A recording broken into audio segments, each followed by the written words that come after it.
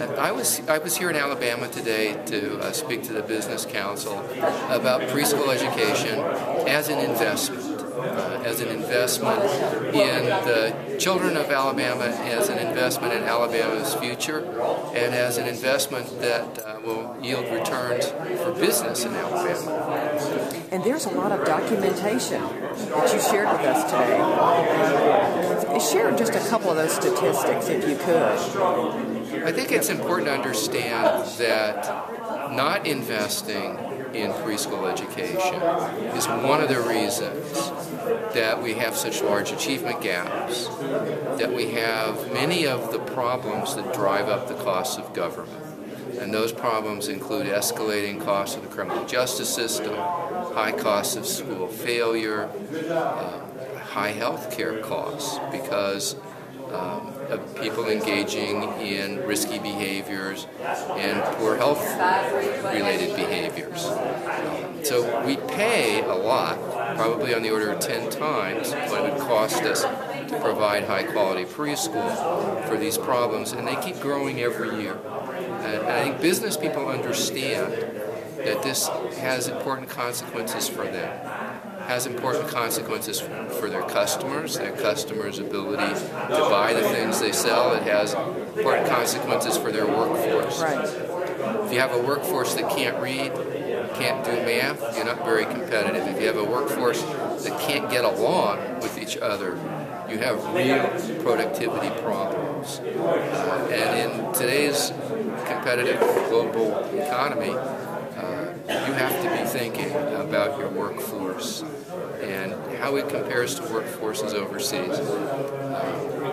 So the whole world is actually now looking at preschool as an investment. Really? In Shanghai, China, you have to have a 4-year college degree to teach preschool, and it's universally available. That's a city that's larger than most states in the U.S., and they have their eye on us when they're looking at investing in education because they think they can outcompete us. And if they outinvest us in their workforce, that will happen.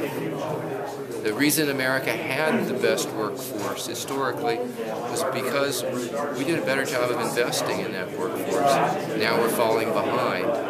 I think business understands that, and business is beginning to understand what we need to do to change that. One of those things is investing in preschool. We can't afford to have huge achievement gaps between minority kids and majority kids, in part because minority kids are going to be the majority of kids. We can't afford to have an increasing number of people in prison.